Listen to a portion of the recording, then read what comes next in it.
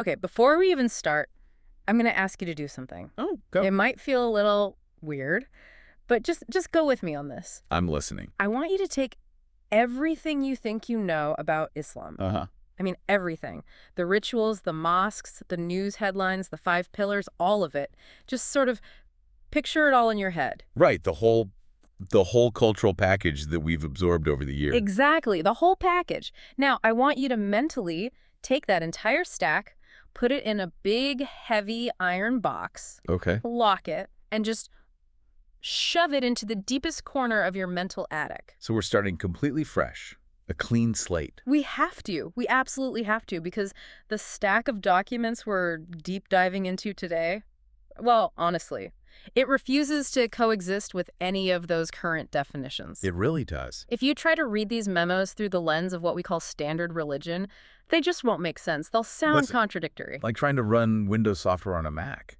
The operating systems are incompatible. Exactly. But if we read them on their own terms, if we clear the slate, then we are looking at something that feels less like a theology and more like a manifesto. Manifesto is the perfect word. That's what it feels like. A manifesto for a completely different species of civilization. It is. Well, and what we're looking at, just for context, is a pretty dense collection of material. We've got lecture notes, private memoranda, some detailed exegesis. right. The digital files are dated recently, around 2026, but they're clearly referencing a lifetime of work. There are callbacks to lectures from, the 50s, the 60s, the 80s. It's a whole intellectual ecosystem. Yeah. But the premise, the hook that just grabbed me on page 1 and would not let go, I think I know what you're going to say. it has to be the assertion that the word religion does not actually appear in the Quran. There it is. Right. Let that sink in for a second. We're talking about one of the world's largest religions, Mhm. and the source material for this deep dive argues very forcefully that the book it's based on never uses the word religion to describe itself, not once. It sounds impossible, doesn't it? It sounds like, a clickbait headline or some kind of wild conspiracy theory. It really does. But the source documents are incredibly rigorous about this. They go deep into the linguistics and argue that the word we typically translate as religion, the Arabic word mazhab, is just. Yeah. It's not there. So if it's not a religion, what on earth is it? And that right there is the core conflict of this entire deep dive. It is the central tension. It's the battle between two Arabic words, mazhab versus Deen. Mazhab versus Deen. Yes. The source argues that mazhab, what we call religion, is essentially a human fabrication, Fabrication. a watering down. Mazhab is what happens when you take a powerful, revolutionary ideology and you strip it of its power. You neuter it. So many of the rituals, you make it a private affair, Yeah. my relationship with my God. It's something you do in a temple or a church, maybe on a Friday or a Sunday, to feel good, to save your soul. Right. And then you go back to your real life on Monday. Exactly. And your real life is governed by a completely different set of laws. That's the key. The famous separation of church and state. Mazhab loves the separation of church and state. It thrives on it. It says, you handle the laws and the economy and the wars. I'll just stay over here in my quiet little spiritual corner. It stays in its lane. Okay, so that's mazhab. What's Deen? Deen, according to this text, is a system, a code of life. But the most powerful word it uses is a constitution. A constitution. Yes, a full-blown constitution. And think about that for a second. Think about the constitution of a country. Okay. You don't worship a constitution, do you? You don't light candles in front of it and chant its articles hoping for some kind of personal blessing. No, of course not. That would be bizarre. You submit to it. You live within its framework of laws. It governs your economy, your judiciary, your foreign policy, your social interactions. It is, by definition, all-encompassing. So the argument here is that the Quran was, it was never meant to be a prayer book. It was meant to be the constitution of a state. Of a specific type of state, yes. A state that operates on a very particular economic and sociological model. The source basically argues that by turning this constitution into a prayer book, humanity has, it has castrated the text. That's a strong word. It's the language the source uses. We've turned a manual for social revolution into a collection of, bedtime stories and comforting hymns. That is incredibly aggressive. It is. And it gets heavier. Because if you accept this premise, even just for the sake of argument, if Deen is a political and social system, then everything changes. Oh. God is no longer just a deity up in the sky. He becomes the head of the state, the sovereign, Prayer isn't just a personal ritual, it was more like military training. And heaven and hell. They stopped being geographical locations in the afterlife. Hell, in this view, is a sociological disaster zone here on Earth. Wow. Okay. We have a lot to unpack. I think we need a roadmap here. So we're going to break this down. We'll start with this foundational divide. Deen versus mazhab. Then we're going to get into what the source calls the science of God. And I mean that literally. Right. How it uses physics and biology to explain divinity. Right. Then the law of requital, which is, you could think of it as karma, but on an industrial scale. Karma on steroids. I like that. And finally, we'll get to the villains of the story. The source identifies what it calls the three enemies of humanity. And just a quick disclaimer before we properly dive in. Good idea. These documents, they represent a very specific, highly intellectual interpretation. It's what you'd call a rationalist reading of the text. We're not here to preach. We're not here to tell you this is the one true Islam. Absolutely not. We are here to explore a fascinating and I think incredibly challenging argument that questions the entire status quo of modern religious thought. So keep that iron box locked tight in the attic. Let's open the file. Section 1, The Great Divide. Okay, so linguistics first. Yeah. The source makes a really big deal about root words. Right, the three-letter roots in Arabic. Exactly. It argues that if you don't understand the root, you can't understand the DNA of the concept. It's like trying to understand a tree by only looking at one leaf. So what's the root for mazhab, for religion? Well, the source points out that mazhab comes from a root that means a path for passage or a way. Okay, that sounds pretty neutral. It is. But over time, especially in Persian and Urdu, it came to mean religion in that very specific Western sense, a set of private beliefs and rituals for personal salvation. My path to God. Which sounds lovely. It sounds very personal and spiritual. It does. It sounds completely harmless. And the source argues that's the whole point. It is harmless. But then it contrasts that with the word the Quran actually uses, Deen. And the root for Deen is totally different. Night and day. The root for Deen deals with submission, obedience, debt, and governance. Governance, there's that political word again. It's unavoidable. The specific phrase used repeatedly in the source is that Deen means the law of retribution, or statecraft.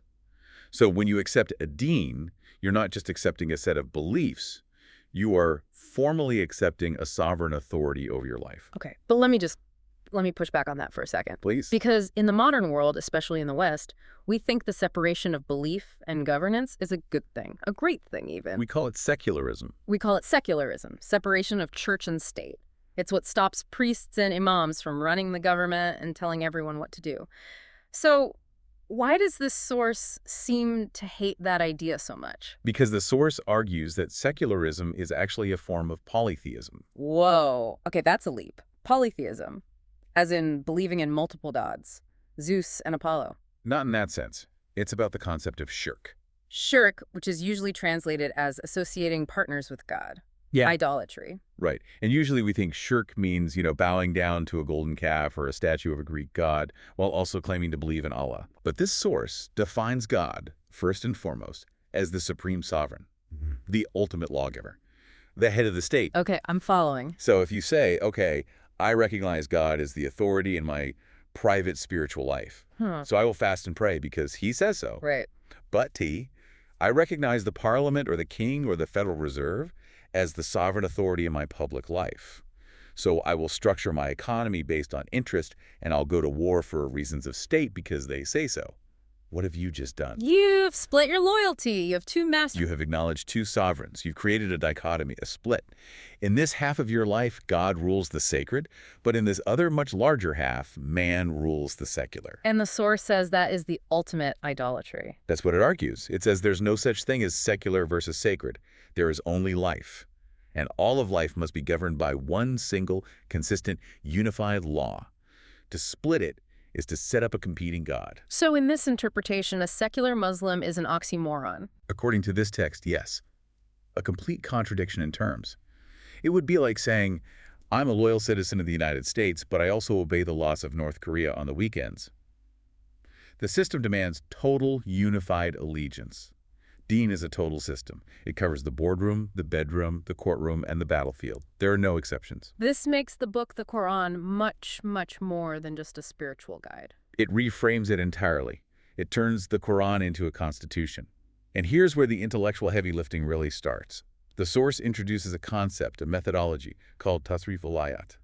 Tasrif wulayat. Okay, break that down for us. It translates roughly to the turning over of verses, or the interconnectedness of verses. It's the core method of interpretation that this source insists on. What does it mean in practice? It means the source claims the Quran is a closed system, A closed system. meaning it contains its own dictionary. It defines its own terms. Hold on a second. If I pick up a translation of the Quran right now, it's not organized like a dictionary. It's not even chronological. To be honest, it often feels, well, scattered. It does. It can feel like a stream of consciousness. So how can a book that looks like that be a self-explanatory legal code? That is the million-dollar question. And the source absolutely admits this difficulty. It argues that the book isn't linear, it's holographic. Holographic, okay. Meaning, if you want to understand a key concept, let's take salat, which is usually translated as prayer. You can't just look at one verse where it's mentioned. That's not enough. And you definitely, absolutely cannot look at what people were doing in Mecca in the 7th century or what some scholar wrote in a commentary 300 years later. Why not? I mean, doesn't history provide context? Isn't that essential? You'd think so. Yeah. But the source argues that history is exactly where the corruption happened. The corrupt? Yes. It argues that over the centuries, kings and priests fabricated traditions, the hadith literature, to justify their own power, their own systems. And they use those man-made traditions as a lens to interpret the Quran. So instead of the Constitution judging the actions of the king, The king's hand-picked historians wrote the official interpretation of the Constitution. It's a total inversion of authority. that's like trying to interpret the U.S. Constitution based solely on tweets from modern politicians. That is a perfect analogy. Exactly. So this Tasrif method says, ignore all of that. Ignore the external history. Ignore the traditions. Look only at the data within the book itself. How would that work for a word like salat? You'd find every single instance of the word salat in the entire Quran. Let's say it appears 50 times. You take all 50 of those verses, lay them out side by side, and you search for a single, consistent definition that fits all 50 contexts without contradiction. You use the book to decode the book. Precisely. Yeah. It is its own cipher key.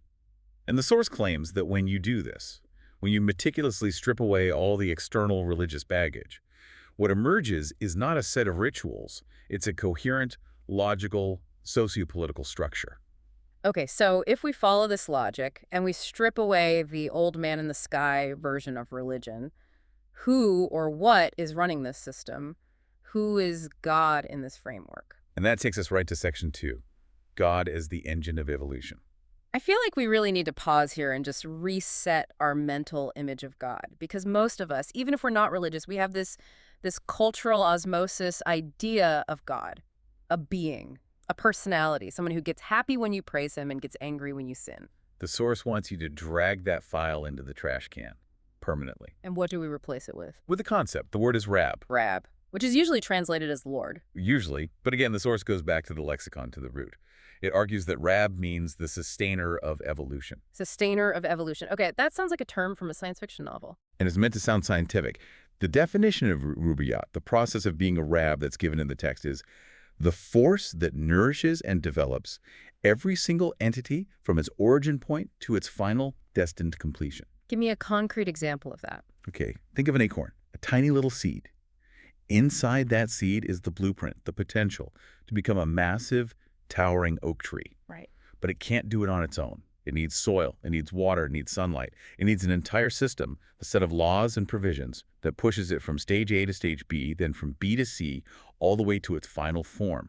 That entire process, that force, that's rububiyat. So God isn't a person watching the tree grow from above. God is the process, the force that is driving the growth of the tree. In this interpretation, yes, absolutely. And it applies to everything. The growth of a galaxy from a nebula, the formation of a star, the development of a fetus in the womb, and, most importantly for us, the evolution of the human self, the human personality. This is where the source starts quoting Western scientists, right? I remember seeing a reference to a guy named Lloyd Morgan. Yes, Lloyd Morgan and his theory of emergent evolution. Okay, so why is an Islamic commentary from the 2020s quoting a British psychologist from the 1920s? What's the connection? It's because Morgan articulated something that the source sees as being fundamental to the Quran's description of the universe. Oh. Morgan argued that evolution isn't just a smooth, gradual slope upwards. Okay. He said that sometimes something completely new and unpredictable emerges that couldn't have been forecasted by what came before it. A quantum leap. Like what? What's an example of that? The jump from non-life to life. You can have all the chemicals for life swirling around in a primordial suit, carbon, hydrogen, oxygen, whatever. But the moment they organize themselves into the first living, self-replicating cell, that is a quantum leap. That is emergence. The whole is greater than the sum of its parts. And the source connects this to an attribute of God. It connects it directly to the attribute al-Rahman. Al-Rahman, which we all know from Bismillah, it's usually translated as the most gracious or the beneficent. The source says that's too vague, too poetic. Gives a technical definition. It defines al-Rahman as the provider of gratis resources for emergent evolution. Gratis resource. Things you didn't earn. Things that are just given. It's the sudden injection of energy or capability that kickstarts a brand new stage of existence. The universe didn't earn the gift of life. It was an emergent property, a gift. Early humans didn't earn the gift of consciousness or revelation. It was a sudden evolutionary leap. That's Rahman. So Rahman is the spark that starts the new, bigger engine. Exactly. And its partner attribute, al-Rahim, is the fuel that keeps the engine running smoothly after it starts. Al-Rahim, the merciful. The source defines Rahim as the law of returns. It's the mechanism where if you put in the work, you get a result. It's the gradual, linear, predictable evolution. So Rahman gives you the seed and the soil for free. But if you water that seed and tend to it, Rahim is the law that ensures your effort makes it grow. One is a gift, the other is a wage. This is incredibly mechanical. It's stripping away all the personality and turning theology into physics. That is precisely the goal. The source repeatedly calls this irrational sociology. It even redefines the concept of God's kingship, the attribute Malik. Malik. Right, but not a tyrant sitting on a golden throne. The source points out that the root of the word Malik is related to the substance that holds bricks together in a wall. Mortar. Cement. God's cement. God is the cementing force of the universe. What does that even mean? It's a physics concept. The source actually cites Sir James Jeans, the British physicist, and his idea about the interconnectedness of all matter. You know, if you move your finger, you disturb the stars. Right. The universe has a natural tendency towards chaos, entropy. It wants to fly apart. What holds the atom together? What holds the solar system in its orbit? What holds a society together and stops it from descending into anarchy? Gravity, the strong nuclear force, social laws. And in this model, all of those are manifestations of one single cementing force, a central unifying authority. The source argues God is the centripetal force that prevents humanity from scattering into chaos. Shirk idolatry, splitting your loyalties, is centrifugal. It pulls things apart. Tawheed, oneness, unity is centripetal. It pulls everything toward a single center. Okay, I think I'm with you on the physics of it. It's a metaphor, a model. But religion is usually about morality, good and evil, punishment and reward. If God is just a force of gravity or a law of evolution, how does he judge us? Where does justice come in? And that leads us straight into section 3, the law of requital. This is the part of the text that really, really challenged me, because we are so conditioned to think of Judgment Day as this epic courtroom drama. Right. You die, you stand before a throne, a big book is opened. A list of your good deeds and bad deeds is read out, you beg for mercy, and the judge decides whether to send you up or down. And the source just says, that is a childish fantasy, a metaphor for people who can't grasp the mechanics of reality. So what's the reality, according to this source? The reality is Makafati Amal, the law of requital. It's pure, simple, inescapable cause and effect. Okay, but how is that different from, say, karma? It's very, very similar, but it's framed in a more biological or psychological way. The source argues that every single action you take, every thought you have, leaves a physical or metaphysical imprint on yourself, on your personality. The Quranic term is your kuti. So it's not being written down in a book by an angel somewhere? No, it's being recorded in you, in the very structure of your being. Like a scar on your skin, or a muscle that grows from exercise. That's a perfect analogy. Exactly. If you consistently exercise, your muscle grows stronger. That's a positive result recorded in your own body. If you consistently drink poison, your liver fails. The liver isn't judging you. The liver doesn't hate you. But the inviolable law of biology dictates that poison causes cellular damage. So the source is saying that God's wrath is just, the natural consequences of breaking the law. Precisely. The term gadab, or wrath, is completely redefined. It's not emotional anger. It's described as the grip of the law. The source uses the analogy of fire. If a law of nature is fire burns, and a child puts their hand in a fire, they get burned. Is the fire angry at the child? No, of course not. But the nature of fire is to burn. That is its law. That inescapable consequence is the wrath. If a society builds an economy based on exploitation and greed, it will eventually collapse into revolution and chaos. That collapse isn't God striking them down with lightning bolts from heaven. It's the inevitable mechanical result of the seeds they planted. But wait a minute, this completely removes the personal aspect of forgiveness. If I mess up, I can't just say, I'm sorry, God, and have the sin wiped away. No, you can't. The source is very blunt about this. If you stick your hand in the fire and then say, I'm sorry to the fire, does the burn magically heal itself instantly? No, the damage is done. The damage is done. So the source defines forgiveness. The Arabic word is maghfirah, not as wiping the slate clean, but as providing a mechanism for repair and protection. Like having an immune system. Yes, that's a brilliant way to put it. God has, within the system, provided the laws of medicine to help you heal the burn. If you apply the correct ointment, which is the analogy for doing a good deed to counteract the bad one, the wound will begin to heal. You are protected from the fatal consequence, like infection. But the scar might remain. It's a mechanical process of damage control and repair, not a judicial pardon from a king. This has to lead to a very, very radical reinterpretation of heaven and hell. Radical is an understatement. It dismantles the entire popular conception. I mean, for billions of people around the world, these are real places, geographic locations with specific features. The source argues they are not places, but evolutionary states. Unpack that. What is an evolutionary state? Okay, so we talked about the goal of life. In this system, the goal is not salvation. Right, because salvation implies being saved from something, like you're drowning and need a life raft. Exactly. The source argues the goal is falah, and falah means achievement, success, growth, cultivation. The human self, or personality, is like a seed that is meant to be cultivated and developed into something so strong, so coherent, that it's capable of surviving the death of the physical body. So you're basically building a soul that is strong enough to survive the transition to the next phase of existence. You're evolving to the next stage of life. Jannah, what we call heaven, is described as a state or a society or an environment where this growth, this falah, continues unhindered. It's a society of universal nourishment where every self can reach its maximum potential, continuous development. Then hell. Jayim. The source defines it as stagnation, arrested development, obstruction. I have to pause you there. Arrested development. That sounds like a sitcom title, not eternal damnation. If you strip away the fire and the brimstone and the torture, doesn't that let bad people off the hook? If I'm a ruthless tyrant and my punishment is just I stop growing, why would I care? I'm rich, I'm powerful right now. Who cares if my soul stagnates? That's because you're still thinking of the self as some kind of vague, ethereal ghost in the machine. The source argues the self is a tangible reality, even if we can't measure it with our current instruments. Think of it this way. Imagine a fetus in the womb. Okay. Its entire job in that 9-month period is to grow lungs, eyes, limbs, to prepare for the next world, which is outside the womb. Right. Now, what if that fetus could think and it decided, you know what, I don't need lungs. I'm perfectly happy here, breathing fluid. Lungs are useless to me.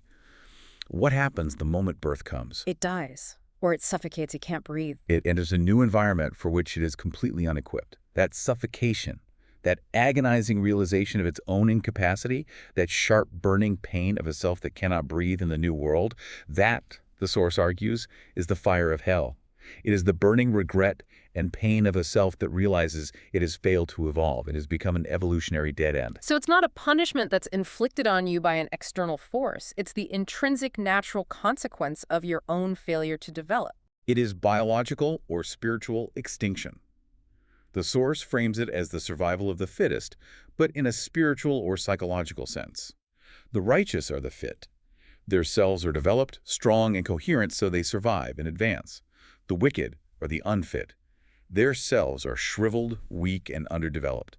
They stagnate and suffer the consequences of that state. That is, that's actually more terrifying than the cartoon version with pitchforks. It raises the stakes, doesn't it? You're not just following rules to please a master anymore. You're following a biological and psychological regimen to ensure your own survival and evolution. It does. But it also raises a huge question. If this is the truth of the book, this grand system of social and personal evolution, why have most of us never heard this before? Why is Islam in the popular imagination known for rituals, beards, and headscarves, not for emergent evolution and sociology? Because according to the source, the entire system was deliberately hijacked and suppressed. And this brings us to Section 4, The sociology of suppression. The three enemies. The triad of power. The source argues that throughout all of human history, whenever a prophet came with this Deen, this system of liberation and universal justice, it immediately threatened the people in power. And who are those people, specifically? It's always three groups working in tandem. First, you have the rulers. The kings, the pharaohs, the modern dictators. They control the bodies of men through force. They hate Deen because Deen's first principle is no obedience to any human being over the law of God. Okay, that one's obvious. They don't want to give up power. Who's second? The capitalists.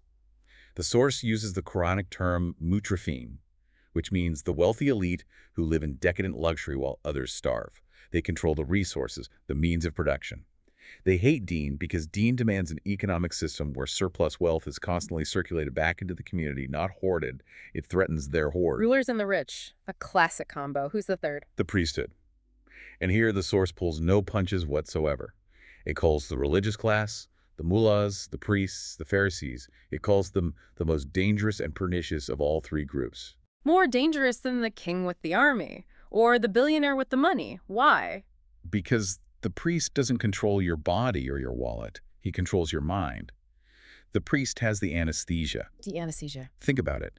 If the king is taxing you to death, you might eventually rebel. If the capitalist is starving your children, you might eventually riot. But if the priest comes along and tells you your poverty is a sacred test from God, be patient. Suffer quietly. If you accept your misery in this short life, you will get a palace filled with riches in the afterlife. What happens to your revolutionary spirit? It dissolves. You accept the suffering because you've been convinced it's holy. Precisely. The source argues that mazhab religion is the greatest tool the ruling class has ever invented to paralyze the working class. It takes concrete political oppression and reframes it as an abstract spiritual test. And that's why the source argues the priesthood is actually more dangerous than the king. The king only kills your body. The priest kills your will to fight back. This sounds very, very Marxist. I mean, religion is the opium of the masses. It's almost a direct quote. The source actually acknowledges this. It says Marx was 100% right about religion, but it argues he was 100% wrong about Deen.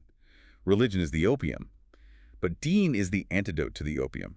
Deen is the revolution that breaks the opium habit and smashes the power of the dealers. The source uses some really powerful examples to back this up.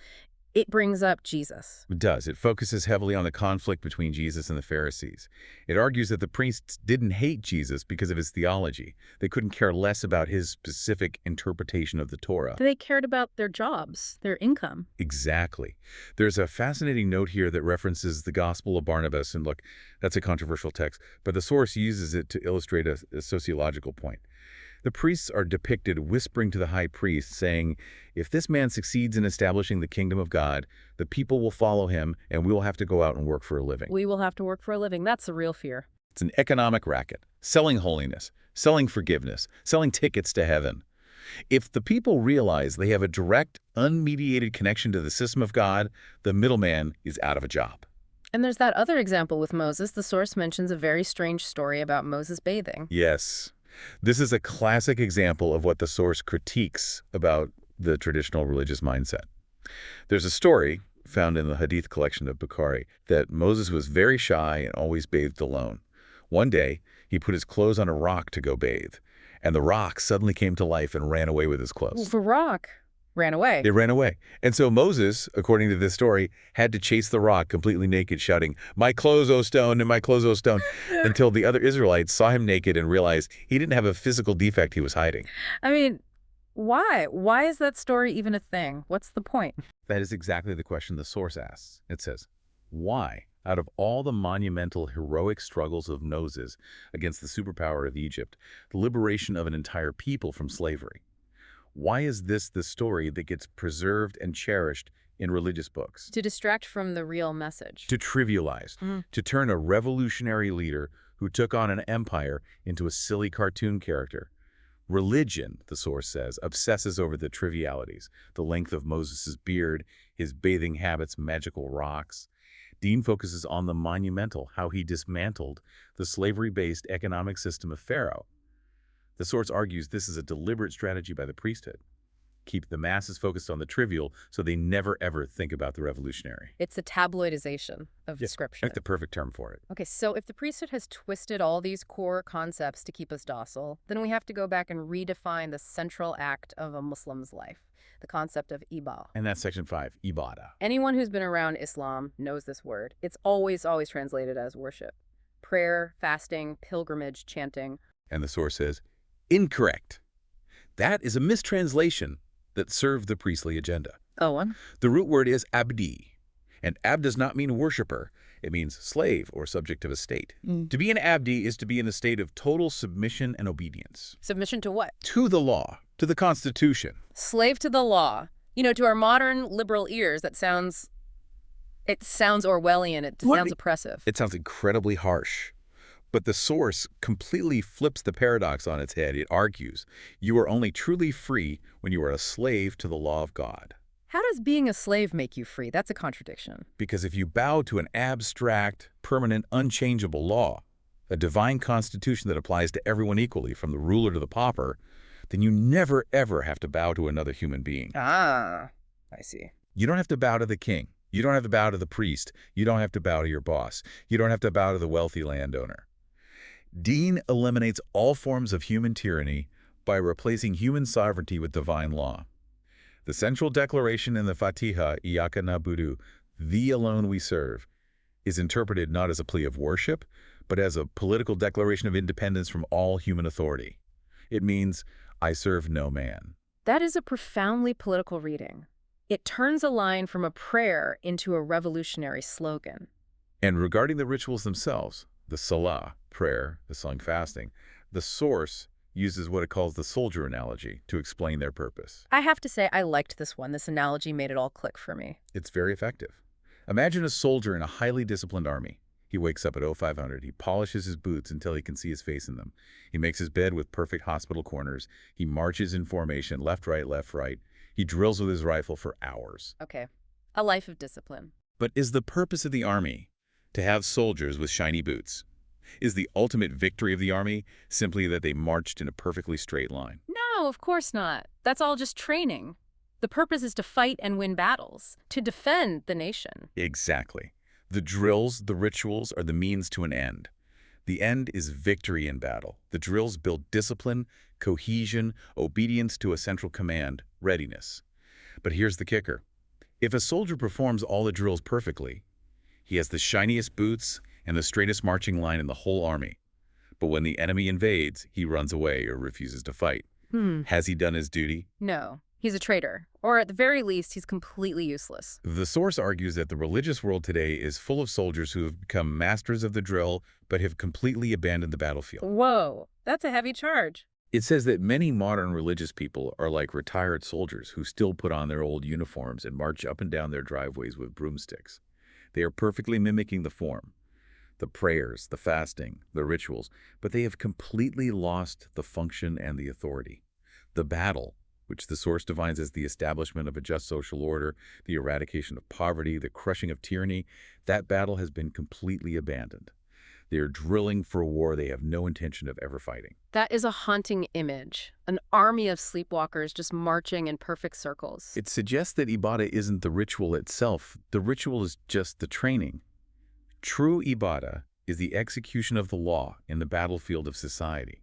If you pray 5 times a day but you cheat your customers in business, you haven't done ibadah. If you fast for a month but you ignore the starving family down the street, you haven't done ibadah, you've just polished your boots. This has to move us into the final section. Because if ibadah is about building an entire society, you can't do that alone in your bedroom. It requires collective action. And that's section 6, the state and the future. The source uses a specific term here that kept coming up, temkeen Deen. It means the establishment of the system, or the empowerment of the Deen. The core argument is that you cannot practice Deen in a vacuum. You cannot have a constitution without a state. You need territory, you need sovereignty, you need the power to implement the laws. And this gives us a massive clue about the context of the person or group who wrote these documents, because there is a very specific and somewhat lamenting mention of the country of Pakistan. Yes. The source views the creation of Pakistan in 1947 not just as a random political event, but as a theological necessity that went wrong. Explain what that means, a theological necessity. The argument goes like this. You can pray anywhere. You can pray in India, in London, in New York. If Islam was just a religion, just a mazhab of private rituals, you would never need to create a separate country for it. Right. But if Islam is a deen, a comprehensive system of government and economics that is different from both capitalism and communism, then you need a laboratory. A laboratory. I like that. You need a plot of land, a sovereign territory, where you are free to implement this constitution of God and demonstrate to the world that it works. The source argues that Pakistan was meant to be that laboratory, a state that was neither a theocracy ruled by a corrupt priesthood, nor a secular state where God is exiles from public life. It was meant to be something new. But the source seems to think that experiment failed spectacularly. It argues it was hijacked almost immediately. And by whom? By the very group the system was designed to neutralize, the priesthood. The source claims they took over and turned the potential laboratory of Deen into just another fortress of religion. So, if we look out at the world today, at the Muslim world, or at any society for that matter, how do we know if they are succeeding or failing? If we can't count the number of mosques or the number of pilgrims as a metric of success, what are the metrics? The source is brutally, almost coldly empirical on this point. It lists the indicators of divine blessing or success. What are they? They're all concrete and worldly. Is the society free from external slavery and foreign debt? Does it have economic dominance and provide for the basic needs of all its citizens? Is it a leader in science and technology? Is it contributing to the nourishment and security of all humanity, not just its own people? So, things like GDP, literacy rates, scientific patents, human rights records, military strength. Yes. Hard, measurable, real-world metrics. The source argues that if the society is poor, if it's dependent on foreign aid, if it's scientifically backward, if its people are humiliated on the world stage, then that society is under divine wrath. Ouch. That is incredibly harsh. Even if the people in that society are praying 5 times a day and fasting perfectly. Especially if they're praying 5 times a day, because it proves that their prayers are just empty drills. Yeah. They're polishing their boots while their house is on fire. The source argues you cannot bribe the laws of nature, which are God's laws. You can't pray for bountiful harvest if you never planted any seeds. You can't pray for economic power if your entire system is built on corruption and incompetence. The wrath is just the natural mechanical consequence of that incompetence. You know, that flips the usual script completely on its head. Yeah. Usually you hear religious people look at the West and say, they may be wealthy and powerful, but they are spiritually bankrupt. This source seems to imply that their wealth and order is a sign that they are, perhaps unknowingly, following some of God's laws correctly. To a certain extent, yes. The source notes that the laws of nature, the laws of physics, economics, sociology, organization, are also God's laws. If an atheist society follows those laws of cause and effect, they will get the corresponding results of success and prosperity. If a society that calls itself believing ignores them, they will get the results of failure and poverty. The label Muslim is not a magic shield that saves you from the machinery of the universe. So where does that leave us? What is the final argument of this entire stack of papers? What's the end game? The final argument is, it's incredibly empowering, but it's also really daunting. It claims that humanity as a species has matured. Matured? Yes. It argues that the era of prophethood is over. Okay, that's a standard Islamic belief, that Muhammad was the final prophet. It is. But the interpretation of what that means is radically different here. Usually people think prophethood ended, and now we just have to look backwards in nostalgia and try to copy what they did. This source argues prophethood ended because we graduated. Like finishing school and the teacher leaves the classroom? Exactly. We've grown up. We don't need a teacher or a divine nanny to hold our hand and give us personal guidance anymore. We have been given the final complete book, the Constitution. We've been given the intellect to understand and apply it. And we've been given the concept of the state as the tool to implement it. So, we're on our own now. We are autonomous. The source calls this the transition from the era of miracles and prophets to the era of the state and the intellect. It's a profound call to grow up, to stop waiting for a savior, to stop waiting for a Mahdi or a Messiah to descend from the clouds and fix the world with a magic wand. The blueprint is there. Build the house yourself. This has been wow. My brain feels like it just did a 90-minute P90X workout. It's a lot to process. It's a complete inversion of the standard narrative we're all used to.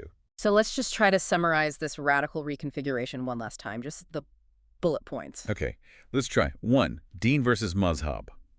Islam isn't a religion of private rituals. It's a socio-political system, a Deen, meant to govern a just state. 2. 2, God is not a moody king in the sky, but the sustaining force of evolution, the Rab. 3. 3, the Quran is not a hymnal, but a self-explaining constitution that requires no external historical traditions to be understood. 4. 4, judgment isn't a future courtroom drama, but a present and immediate law of cause and effect, the law of requital. 5. 5, heaven and hell are not physical places, but evolutionary states of continuous growth versus terminal stagnation. And 6. 6, ibadah is not worship, but total submission to the divine law and active duty in the social army that establishes it. And the so what of all of this seems pretty massive. It challenges everyone, whether you're religious or not, to look at these ancient texts in a completely different way. Not as mystical mumbo-jumbo, but as potential manuals for governance, for sociology, for self-development. It demands active participation in society.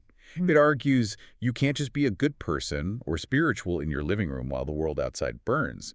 You have to be part of building a system that ensures everyone eats, everyone grows, and everyone is free from human tyranny. I have a final thought on this, and it's something the source touched on briefly, but I can't stop thinking about it. Go for it. The source says that human history is a linear journey. It's supposed to be about forward evolution, Right. but it also defines hell, Jahim, as stagnation, as arrested development. Okay, yeah. So if we look at the world today, the wars, the grotesque inequality, the obsession with trivial identity politics, the rise of ritualism over justice everywhere, and we consider the source's argument that religion is a tool designed to keep us stagnant. And I see where you're going with this. Are we actively devolving? Has we stalled the engine of human progress? That's the terrifying question that hangs over the entire text, isn't it?